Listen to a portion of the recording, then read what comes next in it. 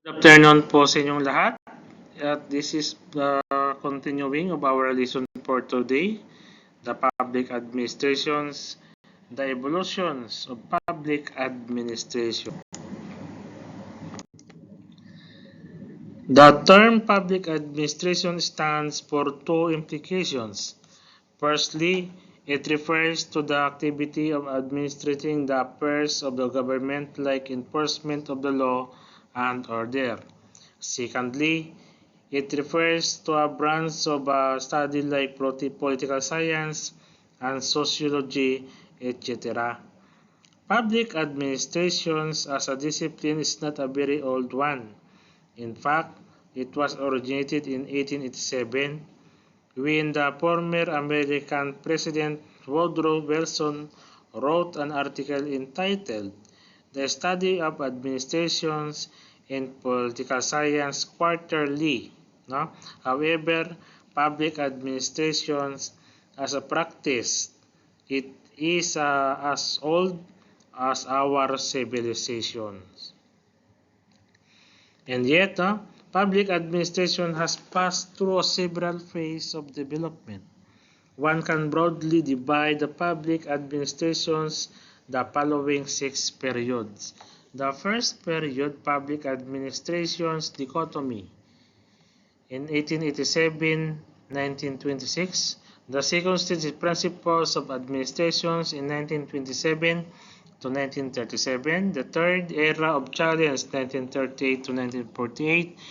The fourth, crisis of identity, 1948 to 1970. Public policy perspective in 1971 and 1991 in the fifth stage. And the sixth stage is was growing to steering 1991 up to the present. In first stage in 1987 to 1926, public administrations as discipline was born in United States, and that country continues to enrich in even today. Woodrow Wilson, the father of public administrations, teaching political science of the Princeton University, and he was become the President of the United States.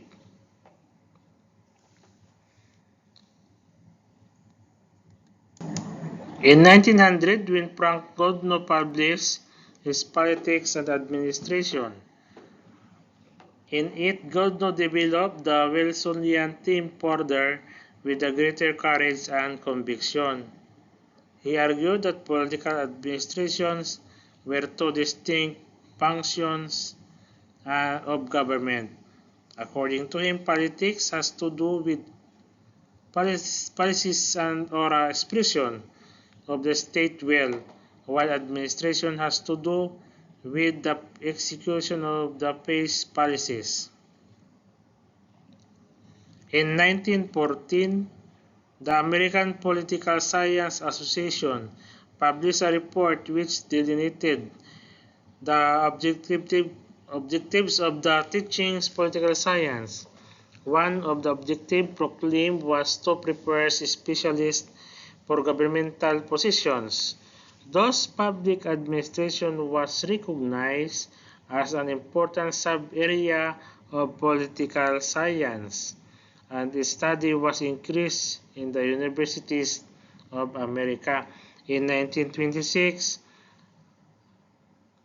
Leonard White introduction the first textbook of public administration. This book faithfully reflects the dominant theme of the contemporary period. Its premises are the politics and administrations are to be kept separate, and efficiency and economy are the watchword of the public administrations. In the second stage, 1927 to 1937, these periods open with the publications of W. F. Willoughby, Principles of Public Administrations in 1927. This title, the book, is a very subjective and it indicates very correctively the new thrust of the discipline. This period saw the publications of the number of works, the more important among them being Mary Parker Polley, Creator of Experience, Henry Payol, Industrial and General Management, Money, and really Principles of Organizations. No? In short, the year 1927 to 1937, where this is the golden years of the principles in the history of public administrations. This is also a period when public administrations commanded a high degree of respectability of its products with a great demand both in government and business.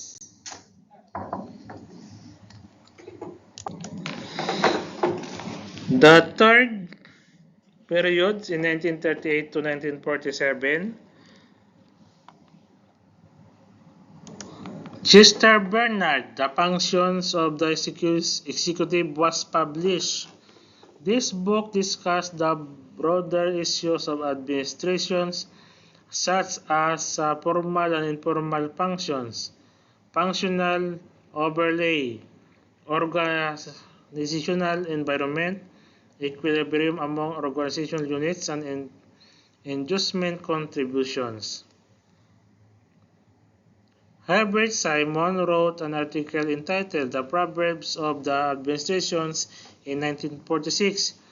Its argument was further developed in his Administrative Behavior, which was published in 1947 and on which he was awarded the Nobel Prize in the year 1978. Robert Dahl in 1947 was that claimed the public administration is a science, a challenge, and he agreed that the quest for principles of administration was obstructed by three factors.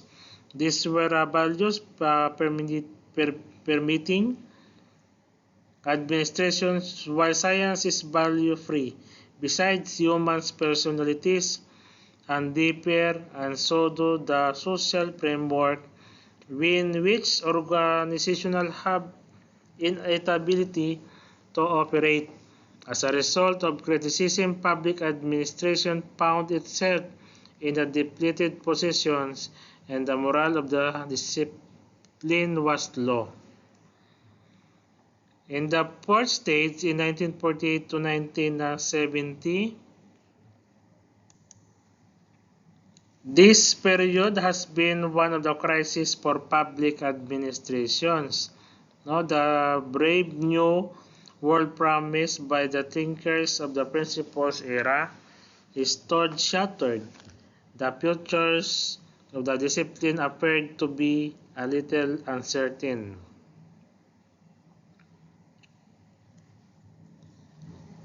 Public administration was facing a crisis of identity. Many public administrations responded in this crisis of identity by returning to the fold of the mother science, namely political science. But they discovered that they were not very much welcome to the home of their youth. Many political scientists began to argue that the true objectives of the teachings in the field was intellectualized understanding of the executive. This was also talk of the continued dominion of political science over public administrations. The process of the emphasis of public administrations in the larger discipline of political science got, if anything, accelerated in 1960s. In short, the period witnessed the spectacle of political science not only not letting public administration separate itself from it, but also not fostering and encouraging its growth and development within its own field.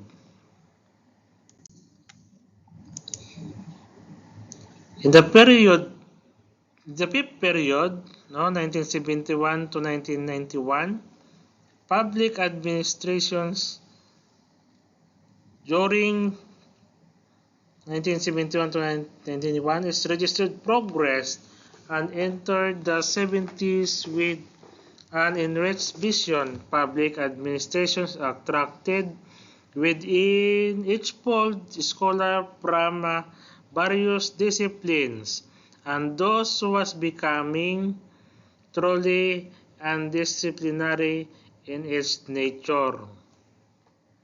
In the sixth periods, and up to the present, in 1991, this period was the seeds, which began in the year 1991, were shown in the preceding one.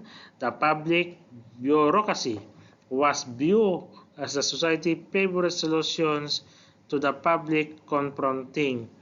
The solutions failed of being delusions, with the bureaucracy leading it to search for its alternatives. The alternatives discovered are the market and non-government organizations.